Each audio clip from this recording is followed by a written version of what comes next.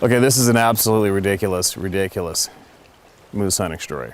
As in, it's going to be one of the biggest mysteries of my entire hunting career, and I'll never know the answer ever, and it's frustrating for that. But this is a few years ago, and I was up north not guiding. I haven't guided for a few years for big game.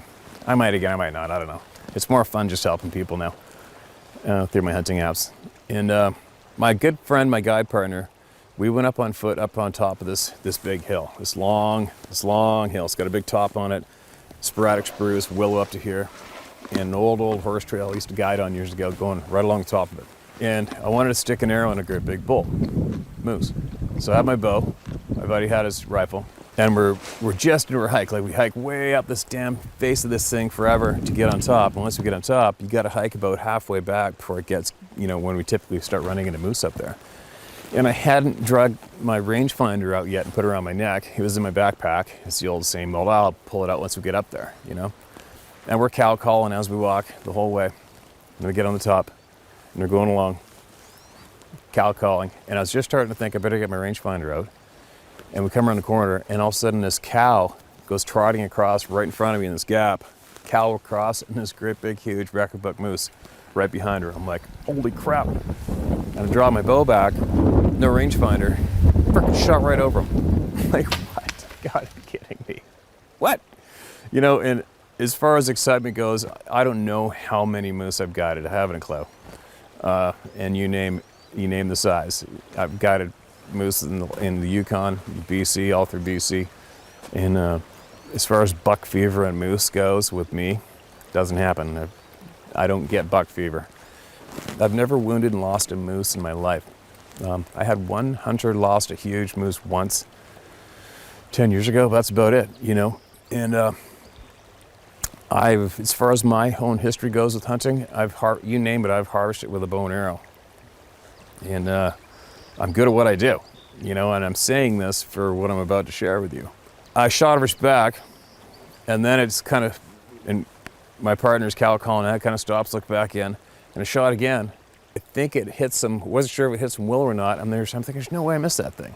There's no freaking way, that's a dead moose. And he took off. And there's just like little patches of snow, because it just started snowing and then it melted again. So there's only like patches and patches of snow here, patch of snow there. And we go over there, and no arrow, no moose, no blood. And we see tracks, and we looked, no arrow, no moose, no blood.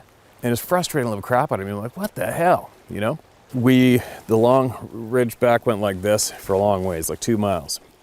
And it was fairly steep on either side, and the flat top was maybe 400 across. Yeah, about 400 across the top probably. We went ahead again, hunted, dropped down to the left, all over the place, nothing. And then we dropped down to the right and started heading back out. Boom. Great big huge fresh bull and cow tracks right in our feet. Oh, right on, it's him. He's on the same slope as us. Perfect. So we're managing to track these guys. We're trying to stay quiet, and now we're side hilling, coming back on the overtop, down the side hill. We're coming back. And we're walking along. This is going on. We had about half a mile to get back to where we were to get out. And half a mile, the same side hill along the side hill. So we're hiking along, and then found, like, what, this guy's, they're going the distance. They're going ahead of us. They're walking ahead of us. Let's get back up on top and run down the horse trail, and then drop back down and head them off and call. They'll probably come right to us. So we left, we stopped tracking them down the side hill, got on the top, ran down, guessed we got past them, dropped back down into the timber again. It was a little windy and snotty out. And then we started calling. Boom. Here they come, and he is fired up. You can hear it in the video. Like, these things were free. This guy was fired the hell up, right?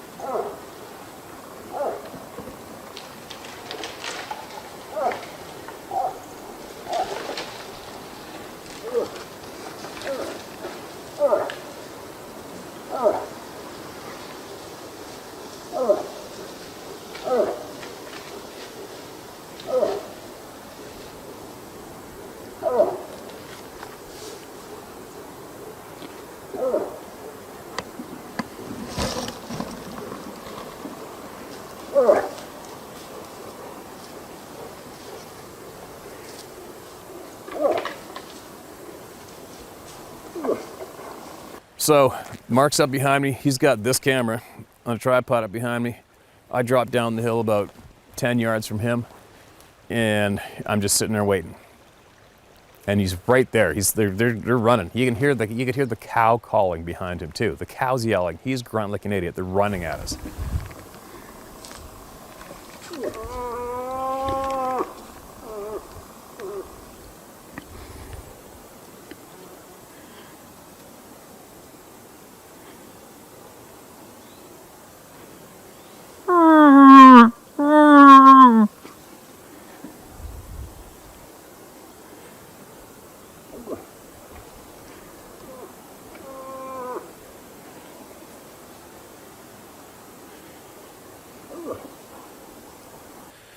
So I get down on my knees, and now I can see him. Mark can see him crystal clear from up where he was, but I can see him through the trees, and he's got to worm his way through a couple Christmas trees. I'm staying dead quiet. Mark's 10 yards behind me to keep his attention, calling back up to him, cow calling. And here he comes. He's like coming right through the thick stuff. As soon as his head went in the thick stuff, I drew back, and I'm aiming downhill a little bit, and he comes right up. He was probably 8 yards from me. I'm calm as Cool Hand Luke. I'm not freaked out. I've done this I don't know how many times. Like, right on, we're gonna get him. And I drew back, put the pin on his chest, and lots of people freak out and say, "You never shoot head on, we wait till it goes broadside." Oh, shut up. You know what? If you can make the shot, you're confident making the shot, you make the shot. Anyway, drew back, I put it square on his chest, right in the V. He obviously stopped dead. I mean, he can see me clear as day looking at him. And no, you can't, with this, you can see it. You can't wait for an animal to turn broadside with your bow at 8 yards like that, because when he spins, it's going to be fast.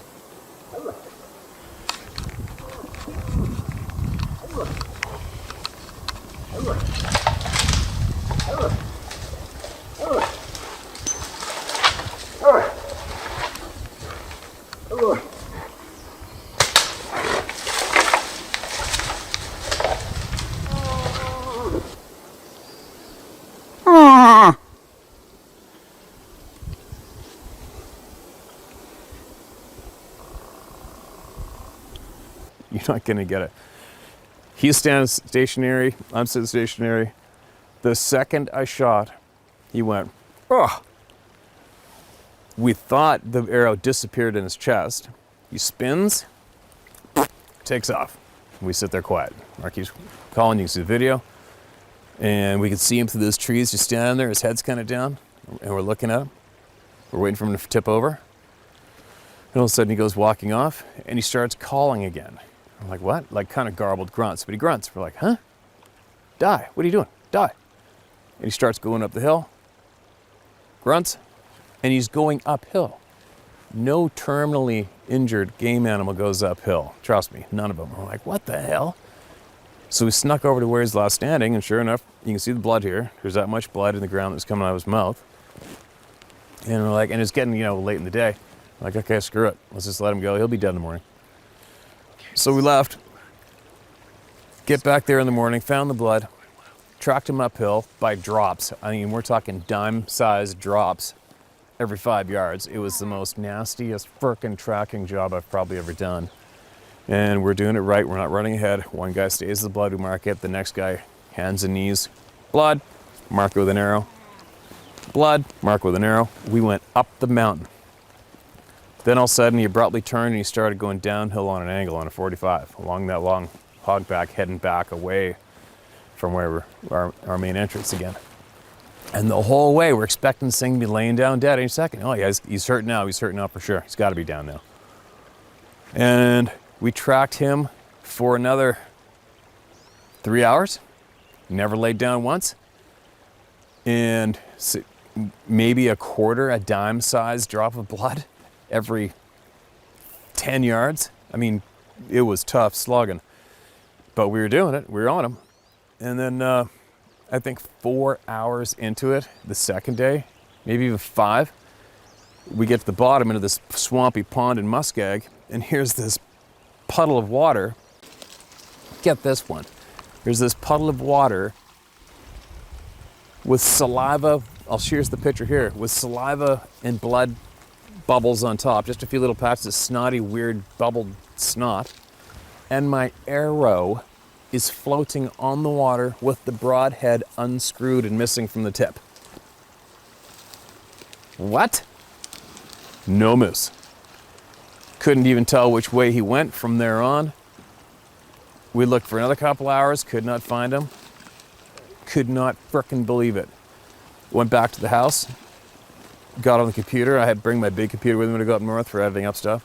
And we zoomed in and went on slow motion. And that arrow, because I'm looking downhill, so my kill zone, I gotta get him in the chest. You know, I'm looking at a patch like this, probably that deep, whatever it was. I shot, I screwed up. You know what? If I screwed up, I'll admit it, I screwed up. It happened. Whoops. Not like it happens all the time, that's for sure. I mean, if you hunt long enough, you're eventually you're gonna make an accident. And that's all there is to it. And I'm owning it. I screwed up. I've made shots like that a million times. I was calm as calm could be. A shot, his jaw dropped, mouth open. That arrow went straight down his mouth and disappeared. We put it on ultra slow motion in the clips. I'll try to show it here. You can see his mouth went, the arrow disappeared. You can see the fletch in his mouth. And when that arrow goes in his mouth, his whole body went, like all four legs buckle out to the side. He spins around. The arrow wasn't sticking out the back of his neck. You know, the angle, he's looking up at me, so we figured that arrow went straight down his throat perfectly. You're not gonna believe this. Spins around, takes off. And that arrow was not sticking out the back of his neck, wasn't sticking out the side of his neck. That arrow disappeared square 90 degrees, head on, straight down the pipe, down his throat, and disappeared with his mouth closing behind the fletching. Unbelievable. Now,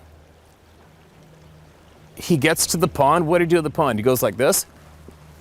Poof, spits my arrow out. Really? Without the broadhead? And he's still alive? Like, how the hell does that even happen? So, went back home again. We were pretty beat up. I think I took the kid moose hunting somewhere else the next day. It's eating me alive. I'm like, okay, I'm going back up there, because it's not easy to get up there. Brought my nephew with me. We go up, did the exact same route. Got on the top. This time I got my 300 short mag, going along the top. Tell him this is where I shot it, right here. We walked right through the pass where I shot it with my bow. Got another 50 yards up, I'm cow calling. All of a sudden behind us, I hear this. I turn around. Here's this frickin' bull. Boom! Dumped him. We go over there. He's got a perfect cut on his shoulder that had fallen open that wide. It was that long. It's like 3 days old, right on his shoulder. I saw that. And we're like I'm just doing like frickin' cartwheels. Yes! Got him! Yes! Thank God, recovery, we got him back. Oh my God, thank God, got him! Yes! Chopped them all up, hiked back out, went and got the horses the next day.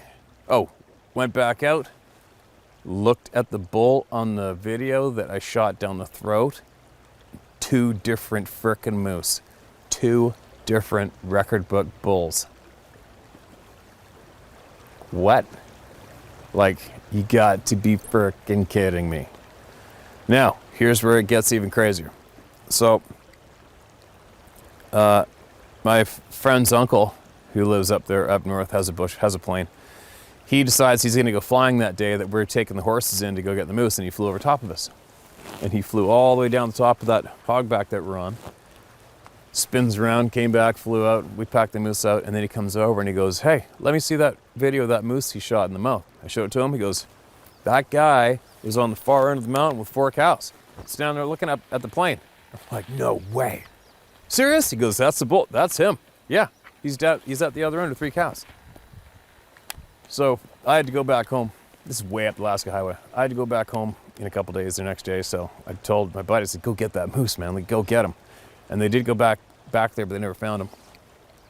And then I had left 2 trail cameras up there, and I was going to leave them there all year and come back and get them the next year, right?